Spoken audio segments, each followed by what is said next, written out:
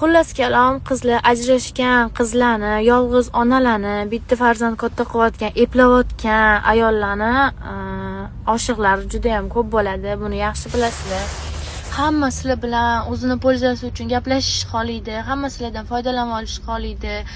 Bu ko'ngli singan, ozgina yaxshi gapirsam, men bilan отношения qiladi, foydalanib olaman deydi. Bir ikisini berar, может. Qizlar, qadringlarni yo'qotib qo'ymanglar. Самый главныйsi o'zinglarni ishonchli, надежный, sizlarni yoningizda turib bera oladigan erkakga topshiringlar. Agar rost shunaqa xohlayotgan bo'lsanglar. Birinchidan shoshish kerak emas. Erga tegishga, kimdir bilan отношения qilishga bir marta yeb qo'ydinglar sig'idan. Endi ehtiyotroq bo'lamiz.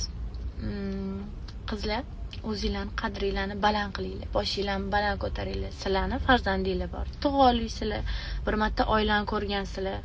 Qizlar, hayotinglar o'xshamagan bo'lsa, taqdiringlar o'xshamagan bo'lsa, ajrashgan bo'lsanglar, bu sizlarning qo'linglardagi narsa emas. Bu Allohning qo'lidagi narsa. Sizlarni shu narsaga kuchinglar yetgani uchun mana shu sinovni bergan. Men sizlarni yaxshi ko'raman, sizlarni kuchli bo'lishinglarni xohlayman, o'zinglarni qo'lga olishinglarni xohlayman.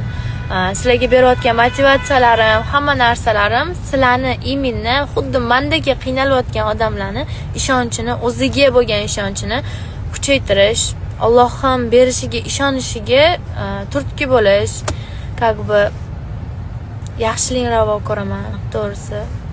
Hayotingizga sizlarni sevadigan, sizlarni boshida ko'taradigan, bu meni xotinim, men buni yaxshi ko'raman deya oladigan inson keladi, ishoninglar. Undan zo'ri keladi. Ketdimi? Ketsin, пожалуйста, omadini bersin. Farzandini tashlab ketgan inson emas.